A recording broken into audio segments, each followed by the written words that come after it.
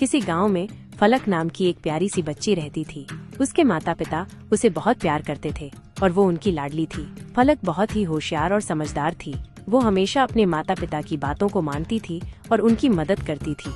फलक को पढ़ना और लिखना बहुत पसंद था। वो हमेशा स्कूल में अच्छे अंक लाती थी। एक दिन फलक के गांव में एक मेला लगा। फलक अपने माता पिता के साथ मेले में गई। उसने वहां बहुत सारे खिलौने और मिठाइयाँ देखी।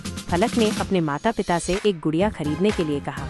उसके माता पिता ने उसे एक सुंदर सी गुड़िया खरीद दी। फलक बहुत खुश हुई। फलक ने अपनी गुड़िया का नाम परी रखा। वो परी के साथ खेलती थी और उससे बातें करती थी। एक रात फलक सो रही थी। उसने एक सपना देखा।